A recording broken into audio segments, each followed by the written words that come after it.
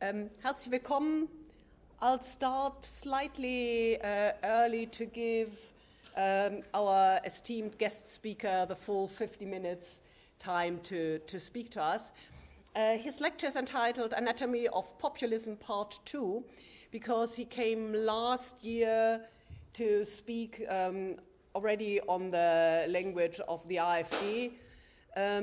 Unfortunately, there is much more material to add on since last year, but we could also call it Part 3 because in the year before he came and talked about his book Trump and Hitler, a comparative study in lying, going back to the early first half of the 20th century origins of that. But I would argue that actually it could be Anatomy of Populism Part 500, because the pamphlet of the Bauernkrieg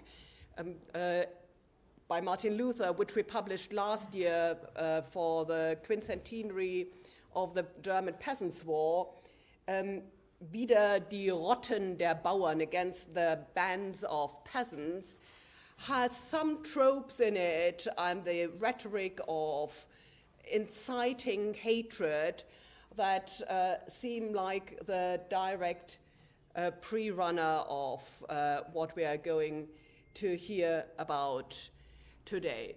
So I think it's a fitting topic for a lecture series on historical linguistics because there are really threads that you can follow through from the start of the topics we are discussing to the 21st century. And I'm currently just reviewing a book proposal by somebody called also Henk de Berg about populism and the far-right language, which goes also beyond Germany. So look forward to that hopefully being published next year. But so we are part of a really ongoing research topic. You get brand new insights. And I'm sure Henk would also be happy for any feedback that you might have, pertinent examples from your own research and from your own observations, whether in Germany or the language of the far right in England as well, to hear about that.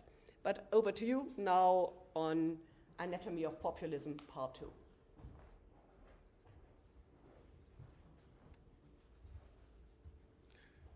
Thank you for giving me the opportunity to contribute to this lecture series, Henrike, and thank you all for coming.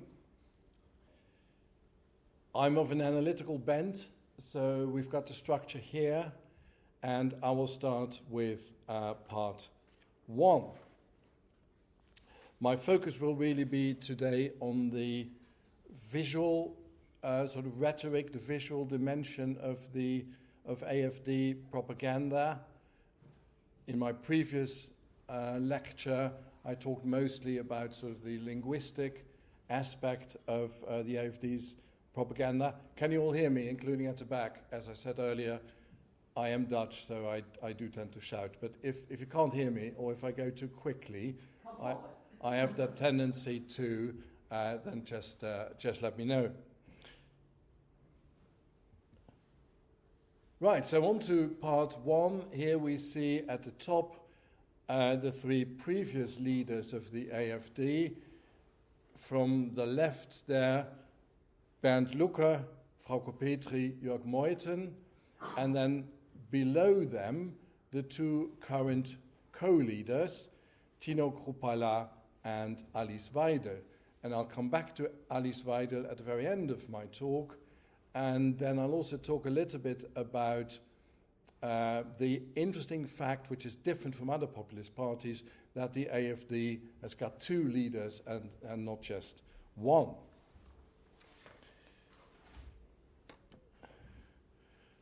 Three caveats before I look at these various visuals.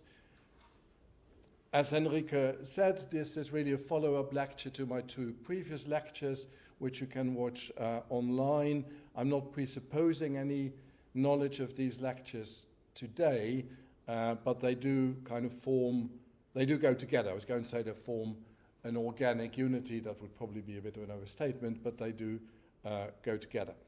I've only got 50 minutes, so I'm going to be a little bit eclectic, which sounds better than haphazard. So do bear that in mind. And then the third point is the most important one. So I'll be looking at, especially above all, election posters and sort of other visual material from roughly between 2018 and today. The problem with that, of course, is that, say, election posters are really only meaningful in the direct contrast with other election posters, so election posters done by other political parties at the same time. So you really need a synchronic approach to this.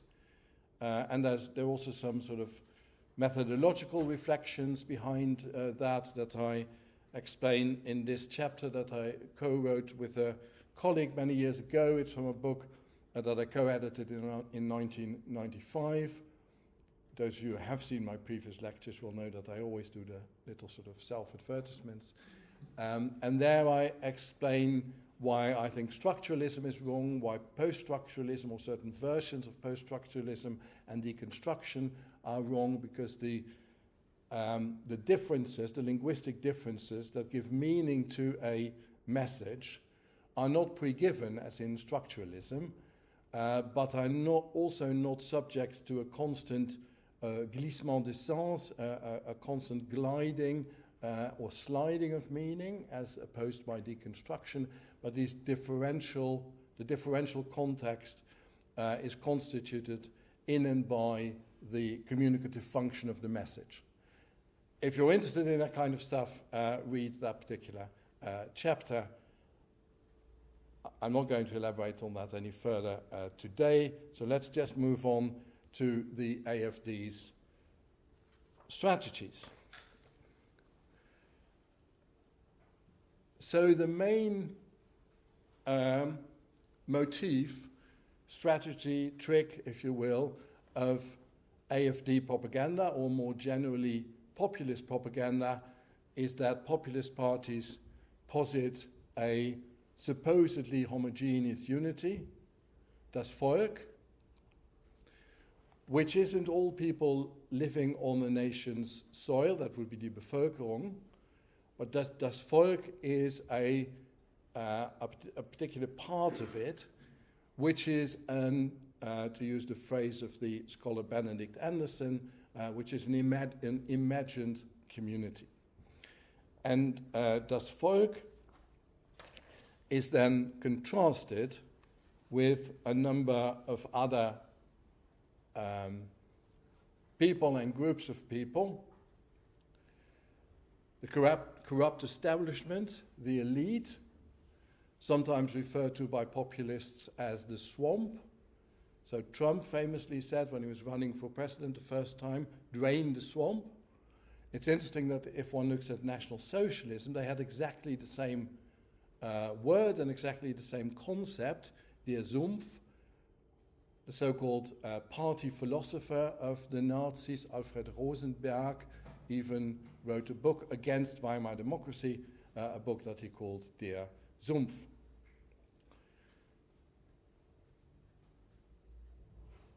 And of all these groups of people that the AfD or populist parties in general contrast themselves with, the most dangerous one, of course, is the foreigners, right? Foreigners, immigrants, in the case of National Socialism, the Jews, in the case of the AfD, most often Muslims. They are the ultimate non-us, right? The ultimate other. So here we see an example of that.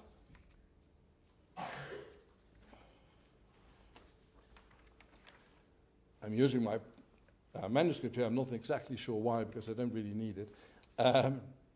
Es ist Zeit, auf das Volk zu hören, with a very specific aesthetic of the poster as well. And then the next one is an election poster from 2017 that I discussed in some detail in my previous lecture on the AfD, where we have the same kind of trick being performed.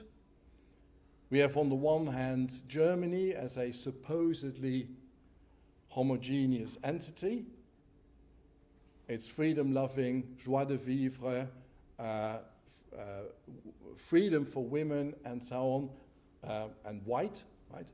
That's all Germany, and that supposedly homogeneous unity, that imagined community, is then contrasted with Islam, to be more precise, with a specific version, the most extreme version of Islam, symbolized by the burqa.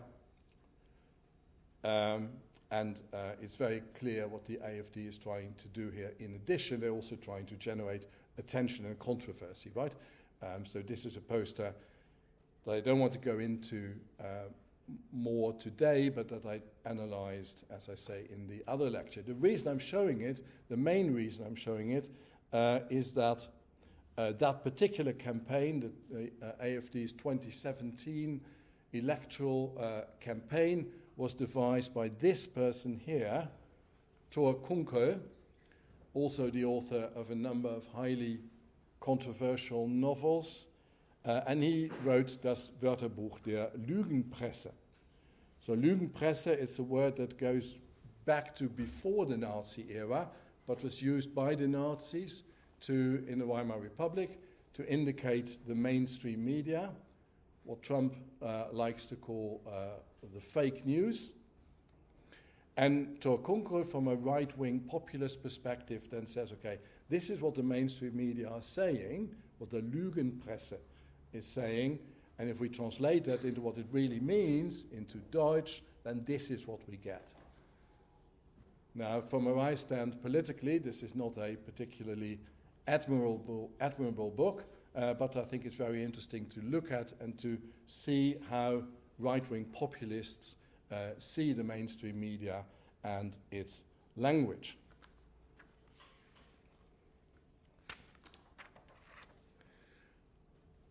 There's also temporal binarism. So there's not only an us versus them, das Volk versus basically everyone else. There's also this idea that if we don't do something now, it'll be too late. It's almost already too late. So there's a kind of apocalypticism. Apocalypticism, of course, a sense of impending doom. So this is the idea that we've basically almost already lost our country. And this is the last chance to get it back from our enemies who are already within our walls. Right, so hol dir dein Land zurück, get your country back. Same MAGA in America, make America great again, because before we or Trump came to power, it wasn't great. Take back control, the slogan of the Brexiteers.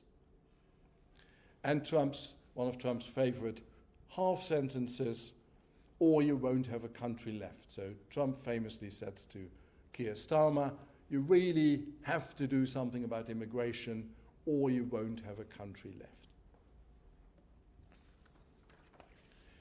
Then, of course, there's the strategy that I'm sure you're all familiar with. I'm not going too quickly, so it's a bit of a leading question. If I'm going too quickly, just tell me. Islamophobia.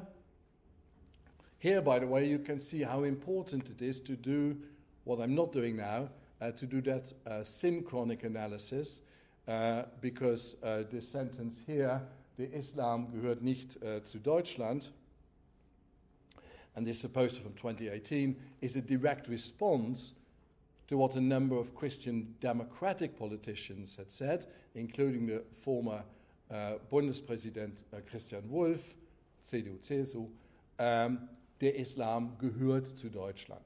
Islam is part of Germany. Islam belongs to Germany. And the AfD is very strongly insisting on the incompatibility of the Muslim faith with Germany's Christian heritage. Then there's Orientalism. So we see here a poster that makes use of a painting by Jean-Léon Gérôme. The painting is called Le Marché d'Esclaves, the slave market. The AfD is being unusually chaste here because in the actual painting we get full frontal nudity. And the phrase that the AfD uses here, which is cut off there a little bit, says in full, damit aus Europa kein Eurabien wird. And the phrase Orientalism, as some of you will know, comes from this guy here, Edward Said, who in 1978 published a book called Orientalism, where he talks about the Western constructions of Islamic culture of the East as irrational, misogynist, violent, corrupt, greedy and fanatical, ruled by evil, sex-obsessed men who are lording it over subservient, passive women. And this construction of the East, Said says, we can find in Western science, Western scholarship, Western art and literature, in the media, and so on. And so what in Edward Said's terms, what the AfD is engaging in is a form of Orientalism. Just as an aside, there's also the opposite, of course. So you also have Eastern constructions of the West.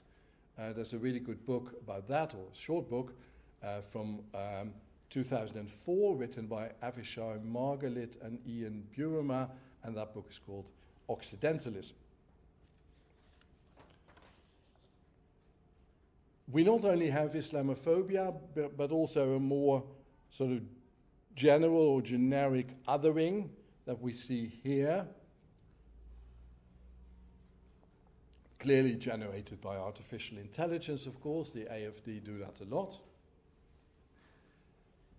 And the woman there to the right, it's not, the reproduction of the picture isn't great, but the woman there on the right, white woman there, being hunted, stalked by men with a dark complexion. Okay, so this is, so if you think this one or this one, sorry, this one, if you think this one and this one is bad, this kind of stuff is even worse. So we have what I would call sexploitative propaganda, which the AfD engages in a lot as well. Don't forget, well over 2/3 of the populist electorate worldwide are men. And these populist parties engage in what the American scholar Dagmar Herzog has called sexy racismus. There's some really interesting interviews with her that you can find on YouTube. And this is actually a pop song. It's called Remigration Hit, Deutschland Retter 24. And I won't show it to you, the pop song, but it starts with a girl asking her father, Daddy, tell me how you were able to save Germany just in time. And then the father says, it all started with the great remigration. And then, so you start hear the music, and we see a number of, one has to say, very to the right, very Aryan, inverted commas, looking pilots and sort of Playboy girl-like stewardesses. And they start, so you can also see, by the way, that the plane is in the blue and red colors of the AfD. They start singing, dancing, celebrating the deportation of a group of people of color. And the chorus sings, now it's time to go, we'll deport you all. Okay, so watch that at your leisure at home. It can and does get even worse. So this is the next one. So this is outright sexploitation, really sort of pornographic advertising. First published and then defended by the press spokesperson for the AfD Sachsen, a guy called Andreas Harlas. I almost mispronounced that as Harlan, no idea why. This may be a déformation professionnelle on my part, but this very much reminds me of the kind of thing that the weekly tabloid Der Stürmer used to do in Nazi Germany. So Der Stürmer, as I say, weekly tabloid edited by a guy called Julius Streicher between 1923 and the end of the war. And they always had this kind of combination of sex and crime, right? And sex sells, crime sells, and sex and crime sells even more. And this, of course, is a particularly, from a right stand politically and morally, particularly appalling poster. And it went, even some AfD members thought that this was actually going too far. Now, don't forget, this is important, populist parties, including the AfD, do really well on social media. This is partly because of the nature of social media that I talked about in my first lecture on the AfD, but it's also to do with the fact that social media tend to be very visual media, right? You've got Instagram and TikTok and so on. And pictures impact on us more and are more easily remembered by us than words, right? We all, for the vast majority of us, are much better at remembering faces than we are at remembering names. So two famous pictures there to the left, and then there at the top right, a picture that I'm sure you've seen. If the moment you are on social media, you see this.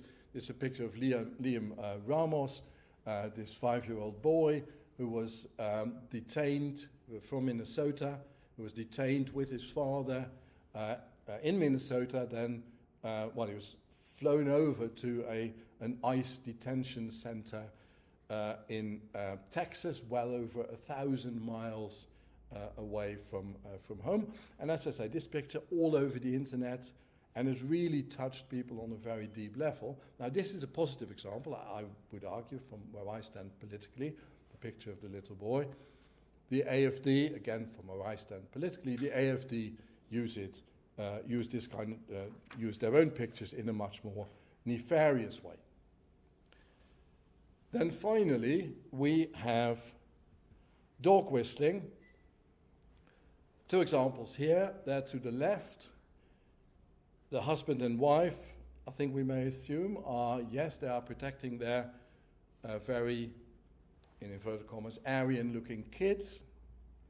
But the guy to the left there is also kind of doing a Hitler salute, right? So it's not, you're not sure, this is the dog whistle, so it's hinted at. It's not actually a clear Hitler salute, but I think it's very much evoked. And then we see the same with this other poster there, Islamfreie Schulen, which is about Germany, how Germany should be the lead culture, the Leitkultur. So we have this blonde girl there at the front, raising a hand in a way that subliminally, I think, evokes something like a Hitler salute. You're never really sure why that's exactly the point of the dog whistle. And then at the very back there, we see a not particularly intelligent looking young man with a vaguely foreign complexion, desperately trying to catch up. The interesting thing about that poster, by the way, this is about Germany, right? Deutsche Leitkultur. This was made by a Slovakian PR agency using Slovakian models. So the people that you see in the picture, none of them is actually German.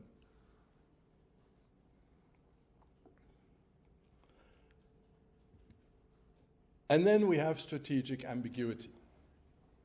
So, Sicherheit statt Multikulti, what does that mean? One of the tricks, one of the really important tricks of populist parties, including the Nazi Party, right? So Hitler, in addition to being many other things, like a genocidal murderer, Hitler was also a populist politician. And the way they do their propaganda is that they very deliberately create a kind of interpretative openness, a strategic ambiguity, because that gives the audience the opportunity to put their own spin on the message, so that you can hoover up many more people than do political parties with a much clearer message. And the same is true for the poster there to the right. Zeit für eine echte Migrationswende. So Migrationswende was what Friedrich Merz and the CDU-CSU suggested that Germany needed. And the AfD says, you know, we need a real Migrationswende. And again, different people can see that in different ways. That is one of the strengths, if you will, of populist parties, that they pick up people from the left, people from the right, sometimes even people that consider themselves to be centrist. Are you still with me? Yeah. I had a BA student last year who did her final year dissertation on the AfD's propaganda on social media, and she said one of the things that she was struck by was the very high frequency of compound nouns. So Migrationswende, again, really a sort of CDU-CSU term, but Migration, you can kind of understand what that means. Wende, okay, you know, we kind of know what, but the moment you put them together, Migrationswende, it becomes unclear. And she says, you know, the AfD are very keen on these compound nouns in order to very deliberately create strategic ambiguity.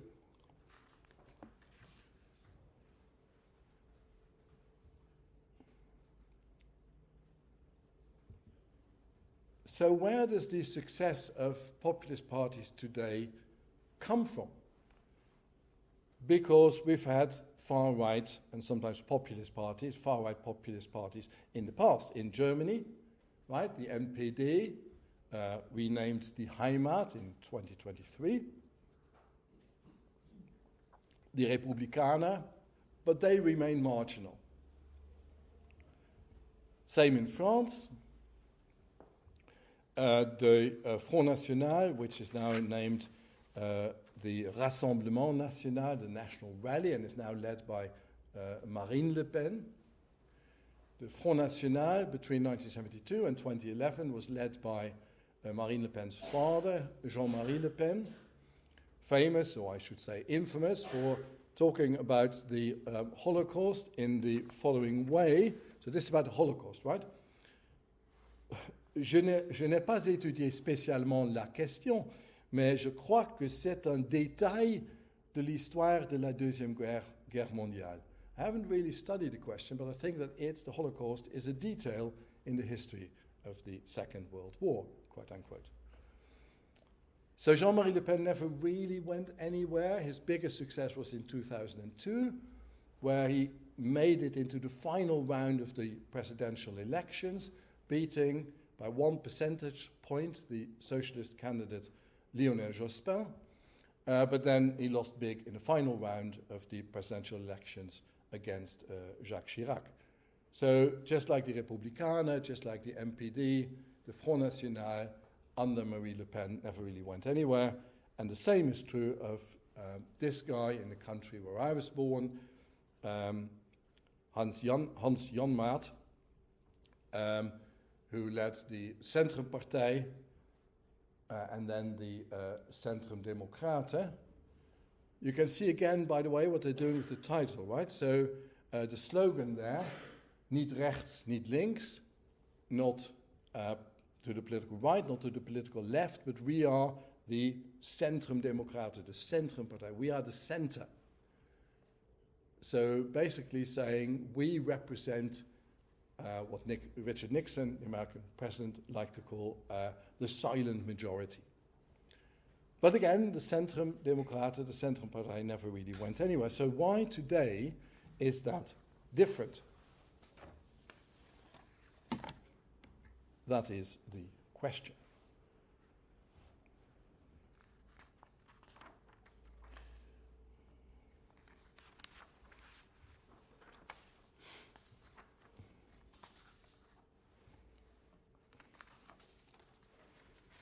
Okay, I'll skip all sorts of really interesting things because I don't have the time for them. That's the one I'm skipping. Okay, so what was happening then, meaning the late 18th or mid-18th or the mid-18th century onwards, and then the early 19th century, and that's still happening, still ongoing today, is the transformation from a agrarische Ständegesellschaft to a industrielle Klassengesellschaft to a post-industrielle Gesellschaft, which is where we're now, or maybe we're in a post-post or post-industrial society. So what we see there is a disempowerment, and I apologize for the misspelling there, the disempowerment of the nation state caused by the increasing power of multinationals. Think Elon Musk, Jeff Bezos, Mark Zuckerberg, and so on, right? So this is still ongoing. And alienation that people experience caused by globalization and automation. And increasingly artificial intelligence.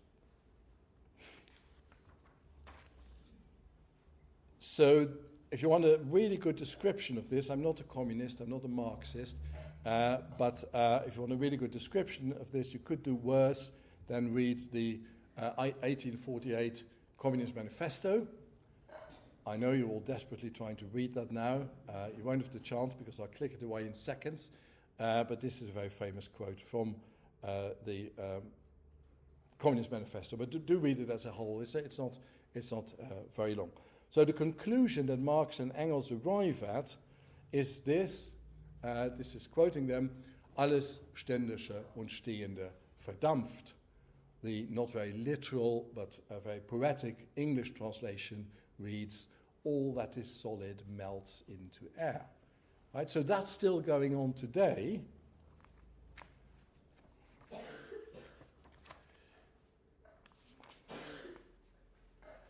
But today we also, so in addition, are seeing a transformation, and that's really taken place over the last 2 decades, which is also the era of the rise of populism. What we've seen over the last 2 decades is also this. So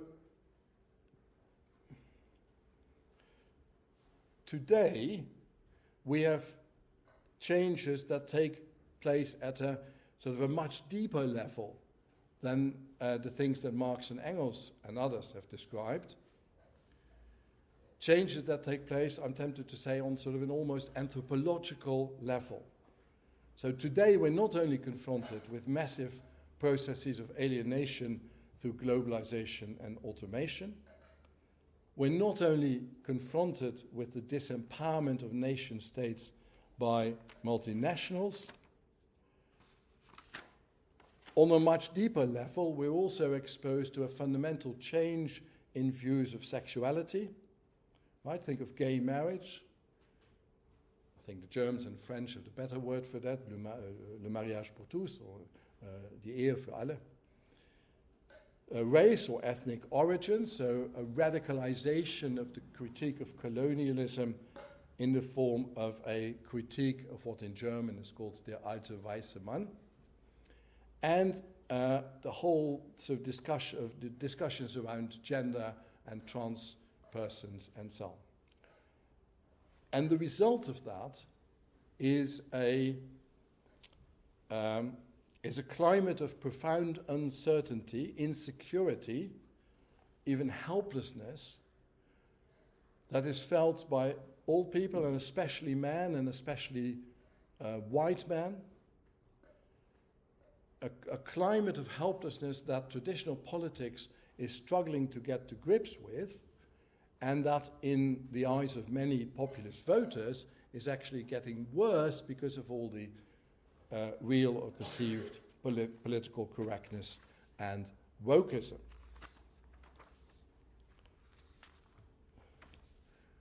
So we saw this quote from the Communist Manifesto, alles Ständische und Stehende verdampft. I've got lots of things to say about this as well, but I shan't. So this is what the populists are saying. Not just alles Ständische und Stehende verdampft, but meine ganze Identität als Mensch, beziehungsweise als weißer Mann verdampft. Ja, sogar mein körperliches Selbstverständnis löst sich in Luft auf. Again, think of the discussion around trans and all these other things that I mentioned. So I think this is the real reason behind the rise of populism. That very deep fear that people, and especially white men,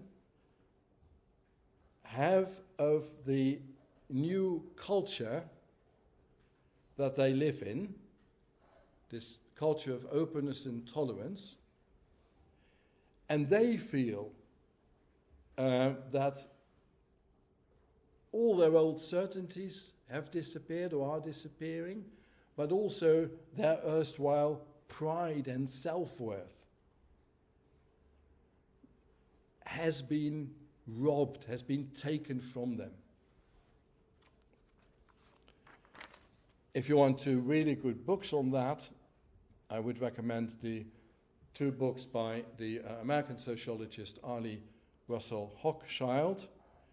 And you can see from the titles what she's getting at, right?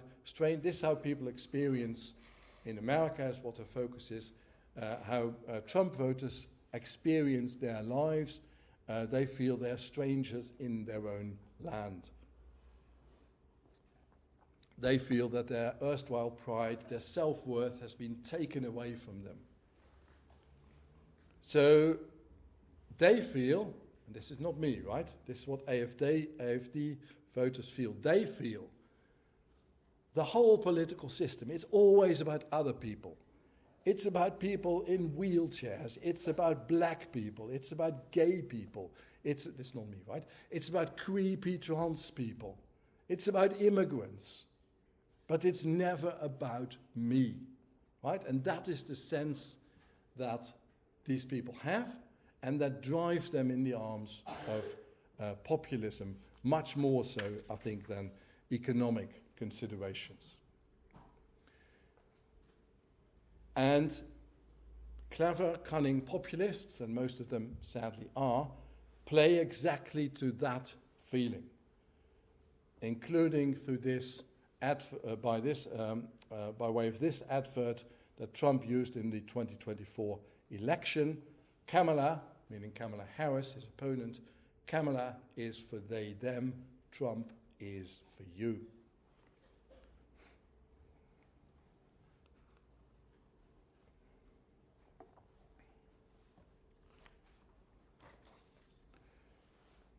Okay. I'm doing okay on the time, actually, would you believe it? Because we're now moving to part 3, a few concluding remarks on the cult of the leader.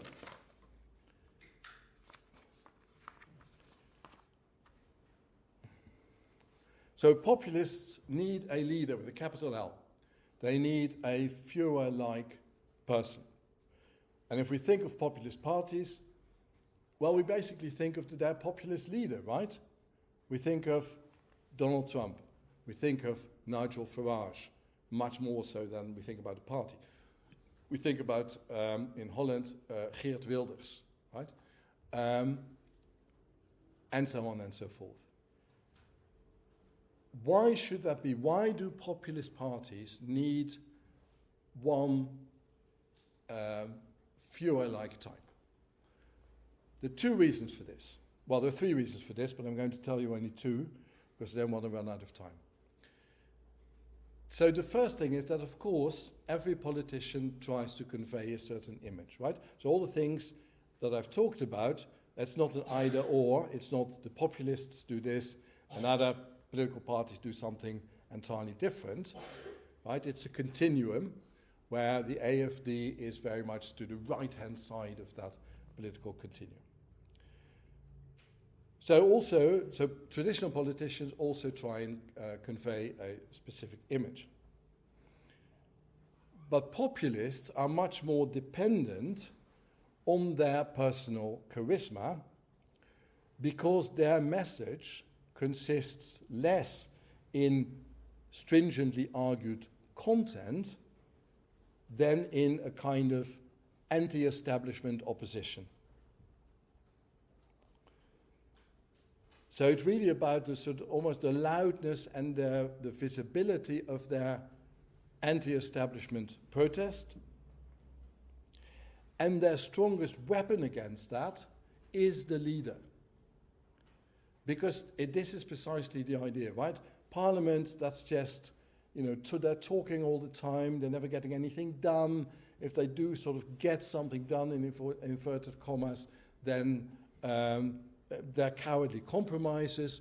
What we need is one leader who is going to sweep all that away, sweep away the endless talk, the rotten compromises, the political correctness, the wokeism, and who will impose his, that is to say our, sovereign will on history.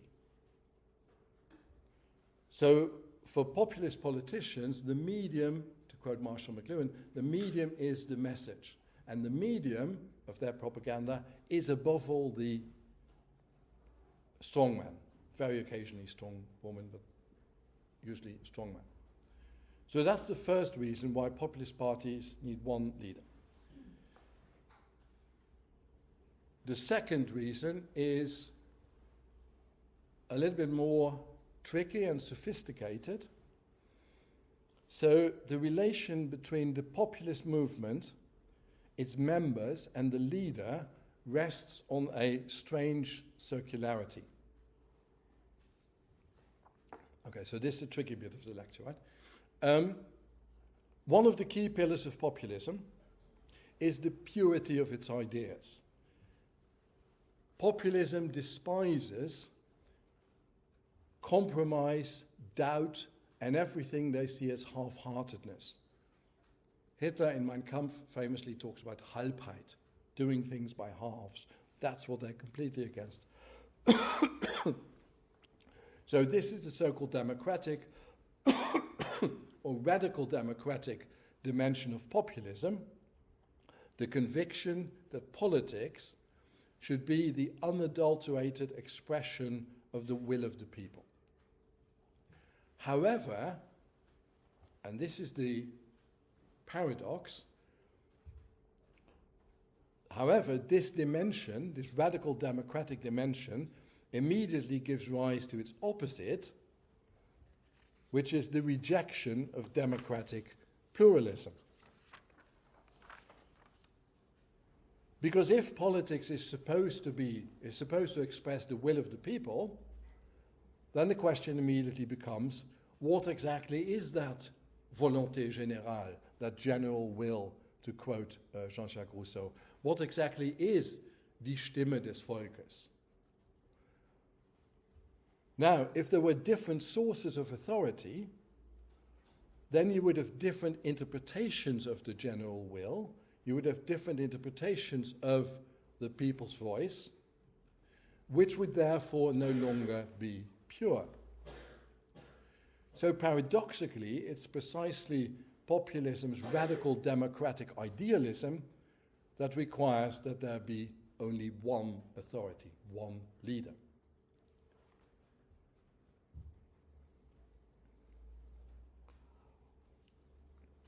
That then poses a problem for the AfD because they have two co-leaders.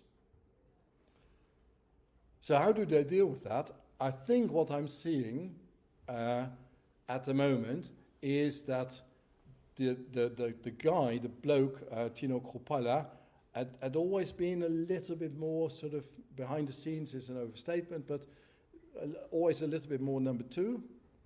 But now we see a full-blown ratification.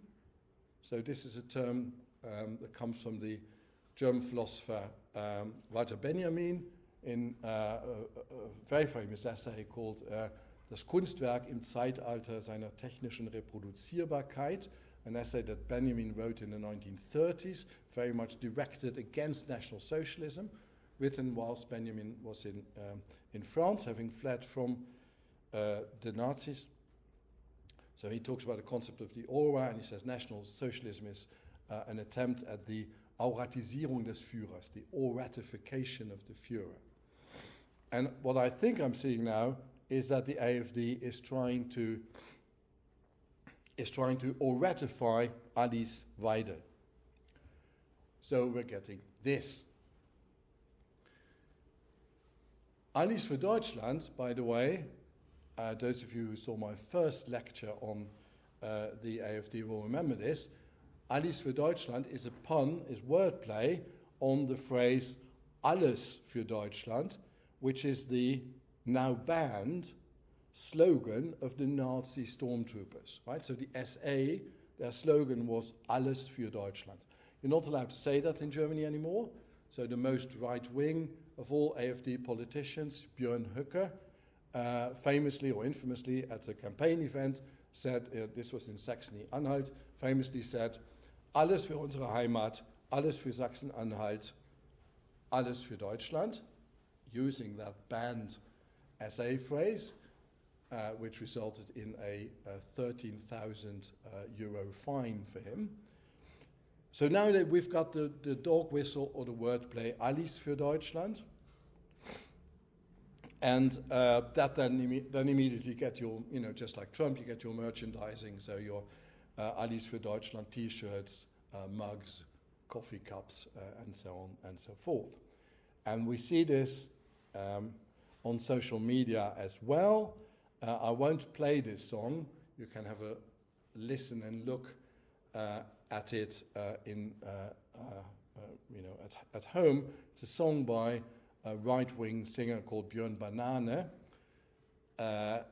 Not his real name. His real name is Björn Winter. So it's basically an artificial intelligence-generated song where a number of largely sort of very, inverted commas, Aryan-looking people are saying how great Alice für Deutschland, how great Alice Weidel is, and that she should be the next chancellor, and so on. So the AfD, I think, is moving towards an ratification of the one leader, which I think is really what you need in order to be a really successful populist party. Now, the obligatory bit of self-advertisement at the end. If you want to know more about this kind of stuff, I can recommend this book to you. The e-book is only 17 quid, and the hard or the soft cover is 22 quid. And I talk about some of these things in a little bit more detail. Thank you for your attention.